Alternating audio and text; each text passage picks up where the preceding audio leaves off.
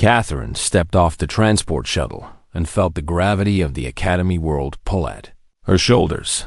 The air was thick with humidity and the smell of metal from the military base that stretched across the horizon before her. She carried her equipment in a worn canvas bag that had belonged to her father and his father before him. Inside that bag was the rifle that would soon become the subject of gossip and ridicule throughout the entire training facility. The academy sprawled across a valley surrounded by high walls and sensor towers.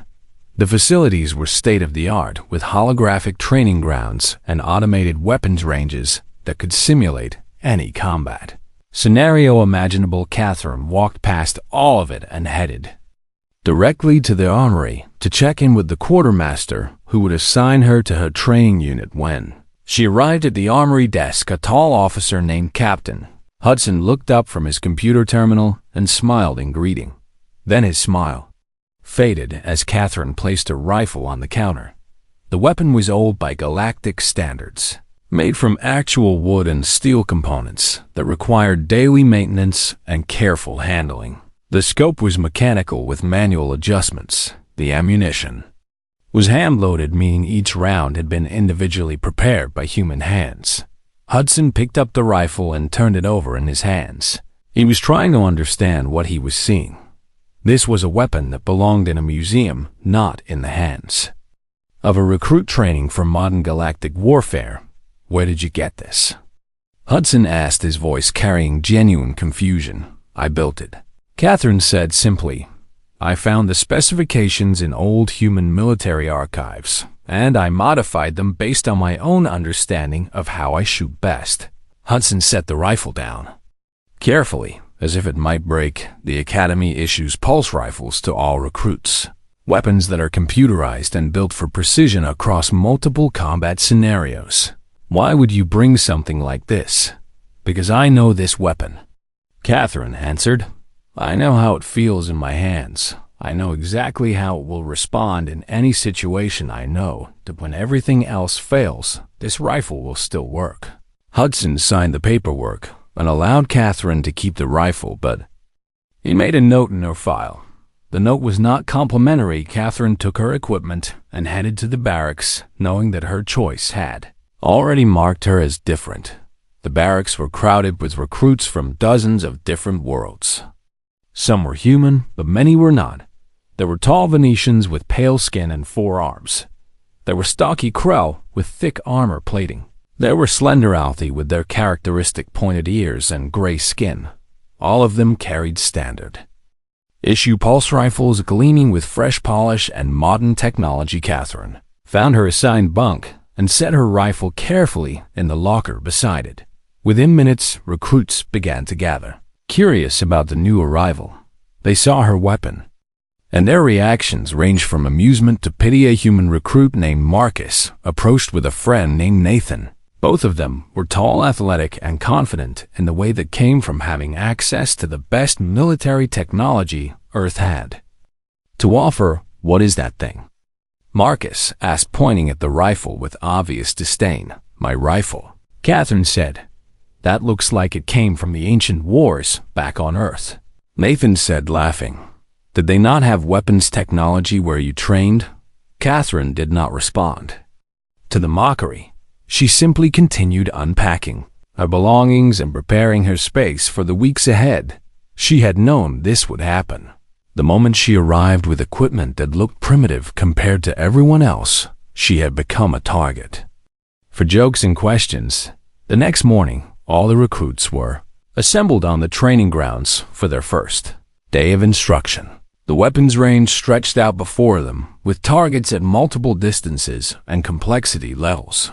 A tall man, with augmented eyes that glowed faintly blue, stepped forward to address the group. His name was Lieutenant Commander Grant, and he would be their weapons instructor for the entire training program. Grant was a legend among military personnel.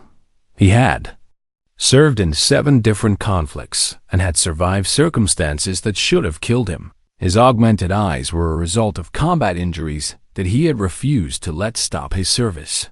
He moved with the precise, controlled movements of someone who had forgotten more about combat than most soldiers would ever learn.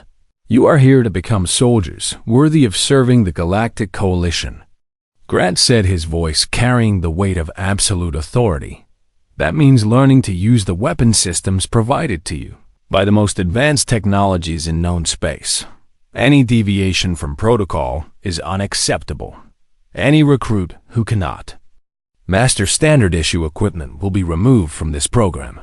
Catherine felt several eyes turn toward her. She stood at the end of the line with her rifle cradled in her arms. Her weapon looked like a child's toy compared to the sleek pulse rifles held by everyone around her. First exercise began. Each recruit moved to a firing position and took aim at targets 100 meters away. The pulse rifles hummed to life, their targeting systems illuminating and calculating the optimal trajectory for each shot. Most recruits made acceptable shots, hitting within the acceptable accuracy range for their first day. When it was Catherine's turn, she stepped up to the line and raised her rifle. Her movements were practiced and smooth. She breathed in slowly, then out, and then she fired. The rifle recoiled against her shoulder, exactly as she expected. The shot hit the target dead center in the middle of the designated circle. Grant's augmented eyes brightened as they tracked the projectile. He watched it impact and recorded the result. Then Catherine fired again and again and again. Each shot landed exactly where she intended, with a precision that seemed impossible for someone on her first day of training. When the exercise ended, Grant reviewed the scores. Catherine had achieved perfect accuracy. 100% of her shots in the center target area. No misses, no poor aim, no wasted ammunition. Grant walked slowly down the line of recruits and stopped in front of Catherine. His augmented eyes focused on her, and for a moment he simply stared. Then he leaned close enough that only she could hear him and whispered two words that would change everything that came after. "Only marksmen," he said, and then he walked away, leaving Catherine standing there, understanding that something important had just happened, even though she did not yet fully comprehend what it meant. The other recruits had noticed Grant's reaction, and now they watched Catherine with new awareness. The mockery was not gone completely, but it had shifted into something more uncertain, something that wondered if perhaps there was more to this strange woman with her ancient weapon than they had realized. The second day brought Catherine back to the range with something new in her mind. Grant's two words had awakened a question that she could not ignore. She understood that he had recognized something in her shooting that went beyond mere accuracy. He had seen something that deserved a special designation. The training that morning was different. Grant announced that they would be studying weapon discipline and technique rather than simply firing at targets. He had the recruits watch as he demonstrated proper stance, proper breathing, and proper trigger control. His movements were precise and economical, without wasted motion. A weapon is an extension of your will, Grant said to the assembled group, but only if you have trained yourself to make it so. A computer can calculate a perfect shot. A system can guide a projectile to its target. But a marksman does these things through understanding, through practice, through absolute control of the self. Catherine noticed that Grant was looking at her when he spoke these words. She realized that he was teaching through her example rather than from textbooks. The following days developed into a pattern. Grant would teach theory in the morning and then observe the recruits during practical exercises. He spent most of his observation time watching Catherine. She would take her position, breathe her shot, and then move to the next target. No hesitation, no second guessing, no reliance on any computer system to tell her if she was correct. By the end of the first week, the other recruits had begun to change how they viewed Catherine. Marcus approached her one evening in the barracks when most of the other recruits were in the dining facility. "How do you do that?" he asked, sitting on the bench near her bunk. "How do you hit every target exactly the same way every time without any assistance from the weapon systems?" Catherine was cleaning her rifle when he asked. This was a ritual for her. After every training session, she would disassemble the weapon, clean each component, and reassemble it with meticulous care. It took hours, but it kept the rifle functioning perfectly. I understand the weapon, Catherine said, not looking up from her work. I know how much pressure is needed on the trigger. I know how the recoil will affect my shoulder. I know how the bullet will travel through the air. I have practiced this thousands of times so that now my body knows what to do before my mind tells it. Marcus watched her work in silence for a long moment, then asked another question. Why does your rifle not have the computerized targeting system? Why not let the technology help you? Because when the technology fails, I need to still be able to function, Catherine said. Out there in real combat situations, soldiers rely on their equipment to tell them what is right to do. But what happens when that equipment stops working? What happens when the enemy uses electromagnetic weapons to disable the computer systems? What happens when you are separated from supply lines and your weapon loses power? Marcus had not considered these scenarios. They seemed unlikely given the modern military doctrine that emphasized technological superiority as the foundation of combat success, but Catherine's words created doubt in his mind. Show me how you do it, Marcus said suddenly. Show me how to learn to shoot like that. Catherine nodded and agreed to spend time with Marcus and several other recruits who became interested in her methods. Grant observed this unofficial training with approval. He began to incorporate elements of what Catherine was teaching into the official curriculum. The commanders of the academy noticed the shift in training focus. Some were concerned that focus on traditional methods might undermine the protocols they had established. Others were curious about why Grant seemed so invested in this unconventional approach. Grant was called to a meeting with the commanding officers. He sat across from 3 high-ranking military officials in a sterile conference room, with walls covered in commendations and medals.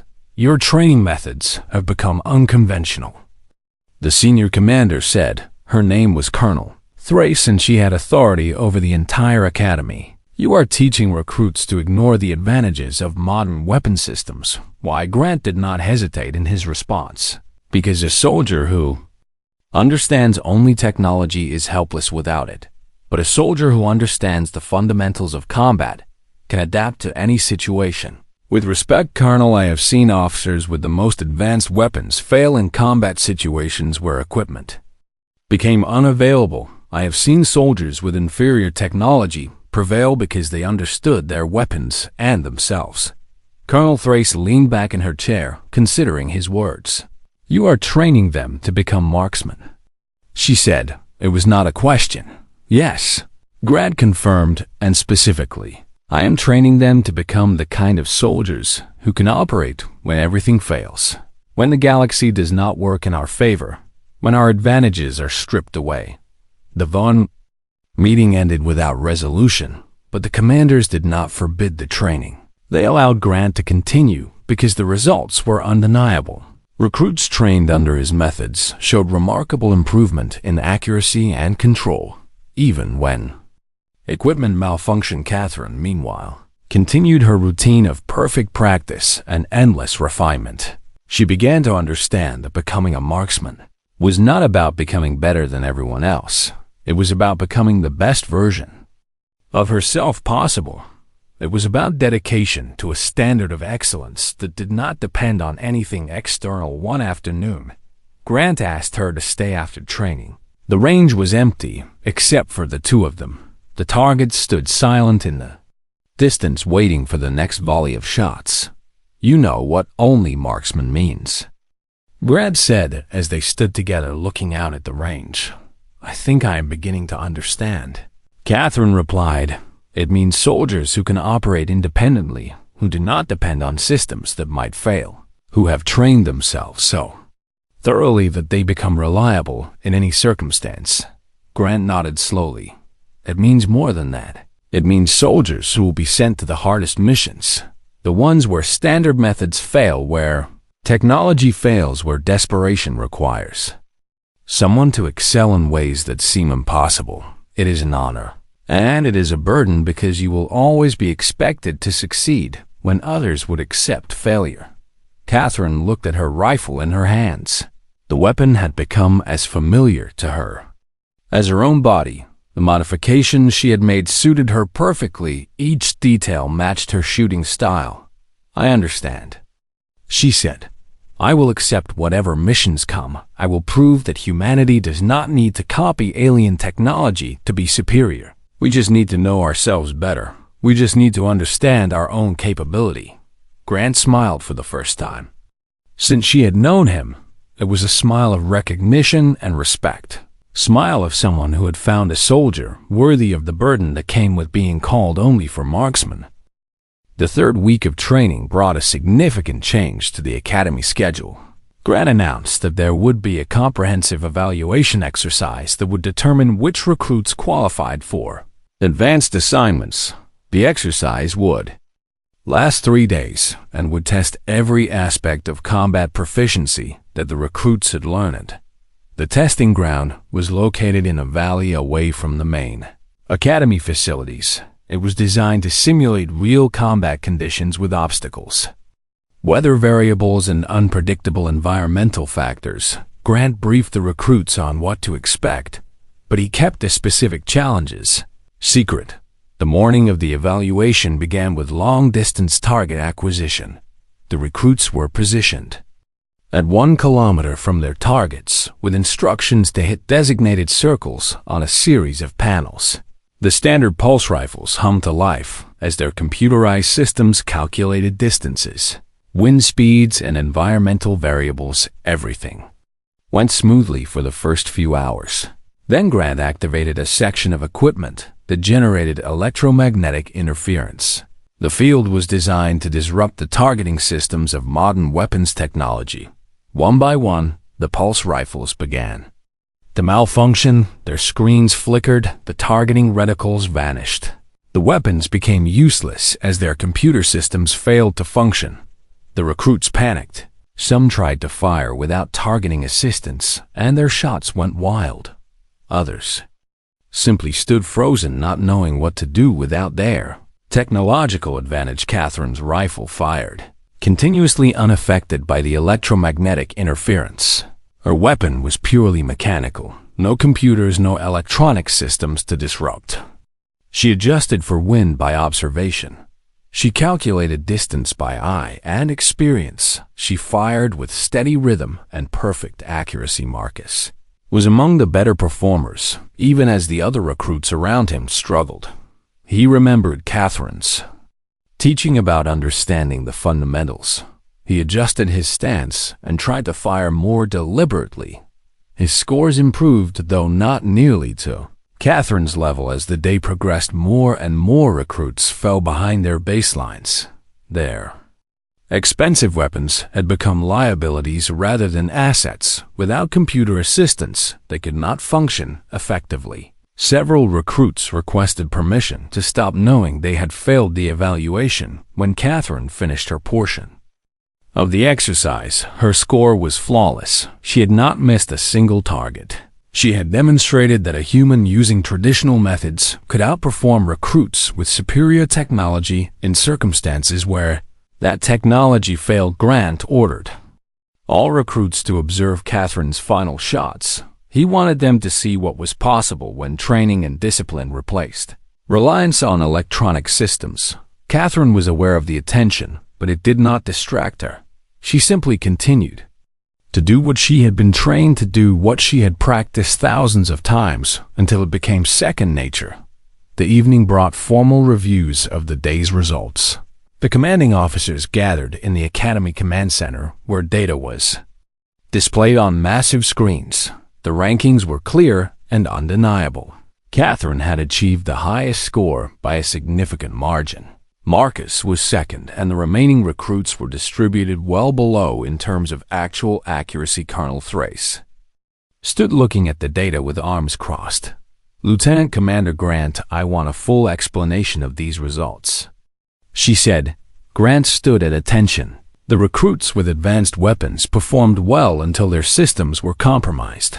Once the technological advantage was removed, they had no fallback methods. Catherine and a small group of others trained in fundamental weapon discipline were unaffected.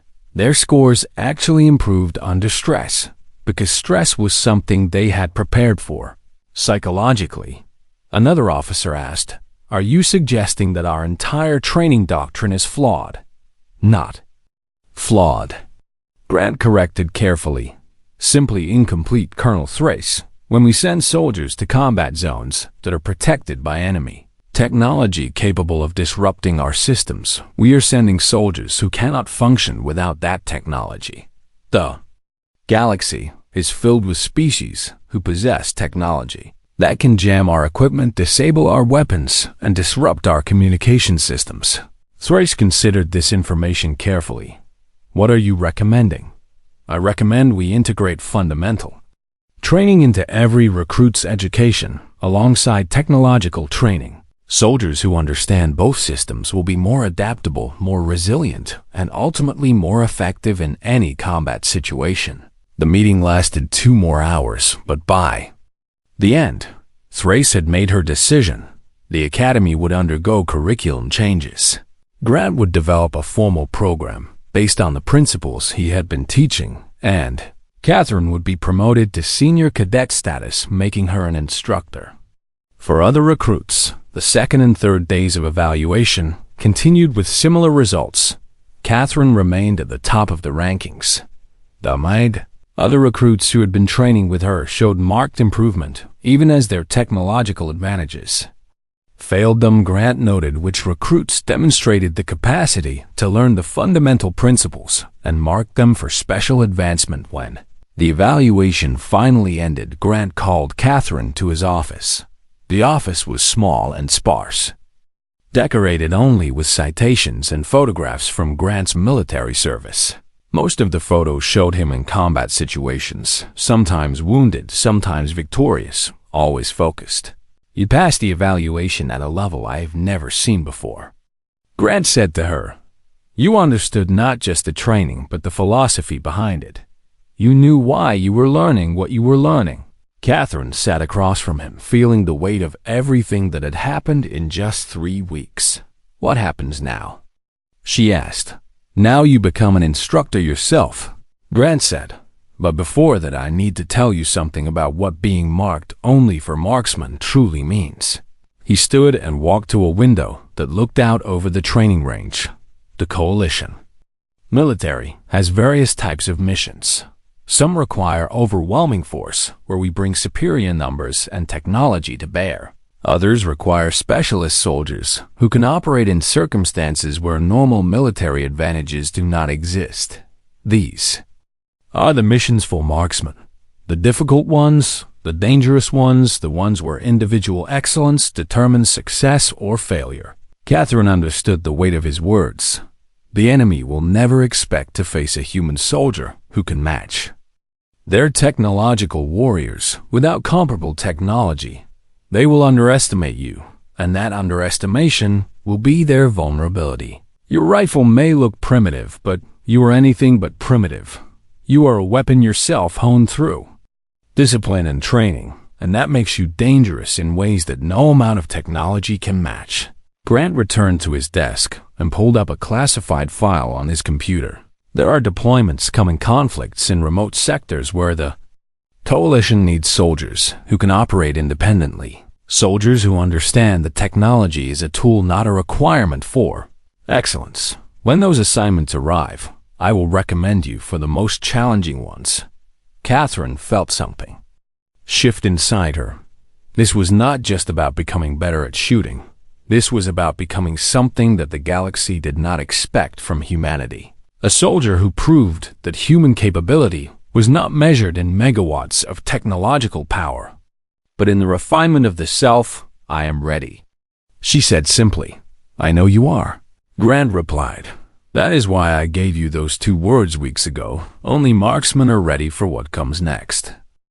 Catherine's graduation from the Academy came 6 weeks later after completing her final evaluations and instructor training. She stood in the auditorium with other graduates as commanding officers presented them with their service assignments. Most received standard postings to defensive stations or garrison duty. There they would maintain security and train with their units in routine military operations. When Catherine's name was called, she walked forward and was handed an envelope. By Colonel Thrace. The colonel looked at her for a moment with an expression that suggested she understood the weight of what that envelope contained. Catherine opened it after returning to her quarters. The posting was classified, but the basic information was clear. She was being assigned to a special operations division called the Razor Guard. The unit operated in contested territories where standard military doctrine had failed. The unit specialized in missions that required individual excellence. Rather than overwhelming force, the briefing location for the Razor Guard was remote, located on a military installation that did not appear on any public maps. Catherine took an unmarked transport to the coordinates provided and arrived at a sprawling compound hidden in a mountainous region. The base was smaller than the academy, but far better equipped for actual combat operations. Commander Salem greeted her when she arrived. He was a veteran soldier with gray at the temples and the bearing of someone who had survived more conflicts than most officers had served. Salem looked at Catherine's rifle briefly, then nodded as if he had expected nothing less. "You will undergo 1 week of orientation with the Razor Guard," Salem said as they walked through the facility. "Then you will be deployed to your first assignment." The week moved quickly. Catherine met with various specialists who taught her about the operations the unit conducted. They showed her intelligence reports about the conflicts they were engaged in and the specific challenges they faced. The most common enemy tactic was the use of electromagnetic weapons that could disrupt standard military technology. These weapons made regular soldiers with computerized weapons nearly helpless, but Catherine, with her traditional rifle, became valuable in a way that surprised even her. The commanders had seen the academy reports about her performance. They knew what she could do, and they wanted to test her in real combat situations. The first deployment came suddenly, just as promised. Catherine was given a full briefing about the colony world under siege. The world was called Meridian, and it had been settled by humans 50 years earlier. The colony was experiencing an attack by a faction using advanced electromagnetic weapons to disable the defending military forces. The Coalition had sent regular military units, but they had been unable to operate effectively once the electromagnetic weapons were activated. The soldiers on the ground were in defensive positions, but without their technological advantage. They were struggling against an enemy that had adapted their tactics to take advantage of that vulnerability. Catherine arrived with a small team of specialized soldiers who operated similarly to her. They were marksmen trained in fundamental combat disciplines, ready to operate when technology failed. 3 other soldiers had been trained using Grant's methods, including Marcus, who had transferred to the Razor Guard after his own graduation. They deployed at night, moving through the colony's outskirts to positions overlooking the main battle area. The colony itself was a mix of military structures, civilian buildings, and market areas that the enemy was using as cover. The electromagnetic weapons had been installed at key positions to create an expanding area where no computerized systems could function. Catherine took position on a high rooftop with overlook of the colony's central market. The enemy commander had positioned himself in the market area, protected by buildings and soldier escort. He was coordinating the attack through old-fashioned communication methods, since electronic systems were useless. In the affected zone, Catherine watched through her rifle scope as the battle unfolded. The coalition forces were being pushed back slowly. Their advantage in technology had evaporated, and now the enemy had numbers and tactical position on their side. The situation was deteriorating rapidly. The order came through old-fashioned radio communication for the Razor Guard to engage. Catherine breathed in slowly, letting her body settle into the familiar rhythm she had practiced thousands of times. The distance was long, nearly 300 meters. The wind was coming from the northeast at approximately 8 kilometers per hour. The target was clear in her scope. She adjusted for wind and distance, using her calculations, her understanding of physics, and her knowledge of the rifle. The enemy commander was standing in the open, directing his forces. He was confident in his position, protected by electromagnetic jamming that made him believe he was safe from threat. Catherine exhaled slowly and tightened her trigger control. The rifle recoiled against her shoulder, exactly as expected. The bullet traveled through the air, in an arc that only she had calculated, and struck the enemy commander in the center mass. He fell immediately dead. Before he could process what had happened, the enemy soldiers reacted with confusion and shock. They had believed themselves protected by their technology and their numbers.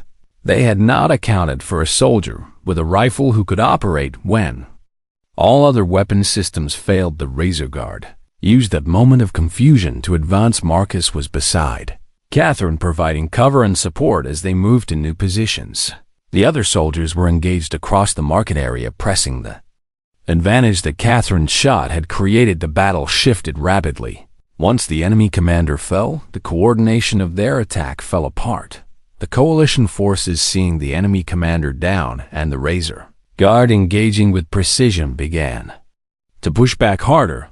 The electromagnetic weapons became less significant as the military situation changed. Within hours, the enemy forces were retreating from the colony. Their advantage had depended on disabling technology and outnumbering the defending forces, but they had not accounted for a soldier who needed neither technology nor numbers, who could operate alone and change the outcome of an entire battle. After the battle ended, Catherine stood on the rooftop looking out at the devastated market. Area soldiers were moving through the spaces, clearing remaining enemy combatants and rescuing civilian survivors. The cost of the battle had been high, but the outcome was victory. Salem approached her with Marcus and several other Razor Guard personnel. The commander looked at the market area, then at Catherine. "One shot," he said simply. One moment of absolute precision changed everything. "It was only one target," Catherine replied. "Any marksman could have made that shot." "No," Salem said with certainty. "No one else in this colony could have made that shot. From that distance, with that wind, with that pressure and that skill, only a marksman could have done what you did. And because you did, Earth has proven something to the galaxy, something important." Marcus placed a hand on Catherine's shoulder. "Grant was right. He marked you as only for marksmen, not because it was a limitation, but because it was a recognition of something far greater. Your capability changes what it means to be human in the eyes of the galaxy." Catherine looked at her rifle and understood that her journey was far from complete. This was only the beginning of what being marked as a marksman truly meant. This was only the first of many missions where her individual excellence would be required, where her skill would be measured not against other soldiers, but against the challenges posed by a dangerous galaxy. 6 months after the battle at Meridian, Catherine returned to the academy as an instructor. She had completed 3 more deployments with the Razor Guard and had built a reputation as the finest marksman in the coalition. Military soldiers spoke of her with respect that bordered on reverence. The human woman who had proven that ancient weapons and ancient training methods could outperform the most advanced technology in the course. Galaxy Grant met her at the academy gates. He was older now. Retirement was approaching, but his augmented eyes were still sharp, still focused on the future of human military capability. "Welcome back," Grant said simply. "We have been expecting you." The academy had changed since Catherine had been a recruit. The ranges were equipped differently, now with mechanical targeting systems alongside the computerized ones. The curriculum had been revised to include fundamental marksmanship training for all recruits, not just those showing special aptitude. Grant's philosophy had become official doctrine. Catherine walked to the firearms range where her first batch of students waited, 30 young recruits from various worlds and backgrounds. They had been selected not because they were the best with advanced technology, but because they showed potential to become marksmen. She did not give them the speech about tactical doctrine or military history. She did not lecture on weapon systems or combat protocols. Instead, she brought them to the range and she asked them a simple question. How many of you think your weapon is more important than you are? Catherine asked. Most recruits raised their hands. Catherine nodded slowly. She had expected this response. You are wrong, she said simply. Your weapon is only as valuable as the person holding it. A computer cannot teach you discipline. A system cannot teach you focus. A machine cannot teach you the relationship between your breath and your shot, between your intention and your action, between what you want to accomplish and what your body can actually do. She demonstrated proper stance and breathing.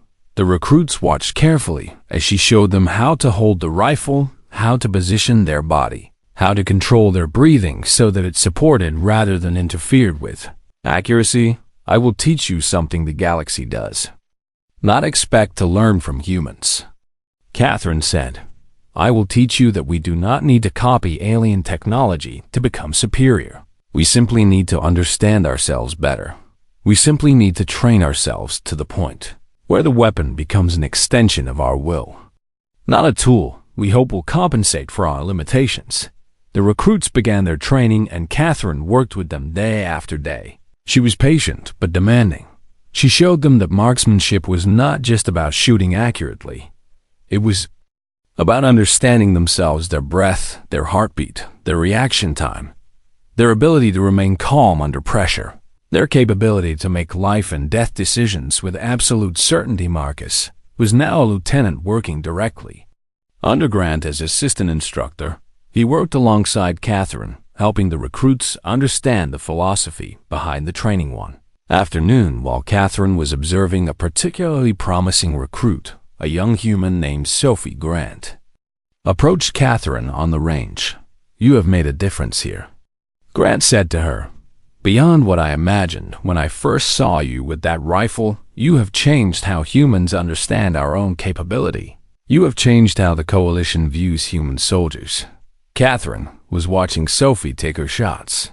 The young woman was beginning to understand the fundamentals, to grasp the connection between discipline and precision. I have only done what you taught me, Catherine said to Grant.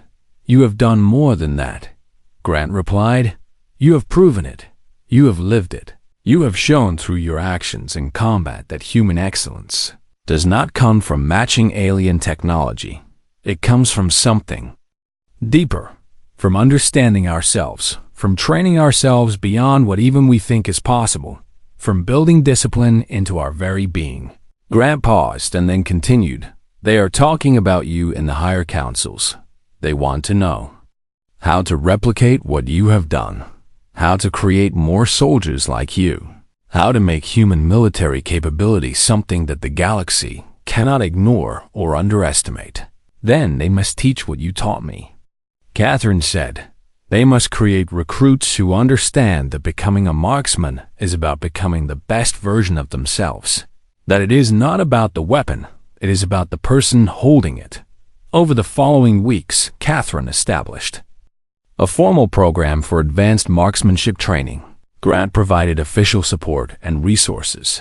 The program became selective, taking only recruits who demonstrated both aptitude and willingness to commit to the discipline required. Catherine watched as the recruits grew into capable soldiers. Some would never reach the level she had achieved, but all of them learned something fundamental about human capability and human excellence. They learned that discipline could replace technology, that understanding could replace force, the precision of mind and body could overcome superior numbers and weapons. One evening, Catherine stood alone on the training range after all the recruits had finished their day. The sun was setting across the valley and the range was empty.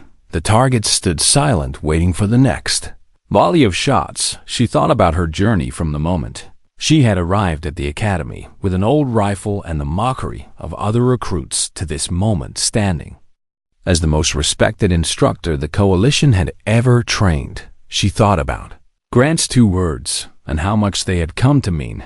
Her rifle was older now. The wood was worn smooth by her hands. The scope had been cleaned and adjusted 1,000 times. but it was more valuable to her now than any advanced weapon could ever be. It represented everything she had learned about herself, about discipline, about excellence. Marcus found her standing there in the gathering. "Darkness, Grant wants to see you," Marcus said. "They are planning something big, something that will change how human military operations work across the entire coalition." Catherine followed Marcus to Grant's office. The lieutenant commander was standing at his window, looking out. "At the darkening range, the commanding officers want you to lead a training initiative," Grant said without preamble. "They want to send you to other military facilities across human space to teach this philosophy to soldiers everywhere. They want to create an entire generation of marksmen." Catherine understood the significance of what he was proposing. This was not about her anymore. This was about transforming how humanity viewed military capability. This was about proving to the galaxy that human soldiers did not need to rely on cockpit technology to be superior. "I will do it," Catherine said. "I knew you would," Grant replied, "because this is what being marked as only for marksmen truly means. It is not a limitation. It is a calling to show others what is possible when human discipline meets human determination. When a soldier understands that their greatest weapon is not the rifle in their hands, but the person holding it." As Catherine left the office, she carried with her the understanding that her real war was just beginning. Not a war of bullets and battles, but a war of ideas and transformation. A war to prove to the galaxy that humanity's greatest strength was not in technology, but in the infinite capacity of the human spirit to improve itself, to discipline itself, to become something greater than anyone had imagined.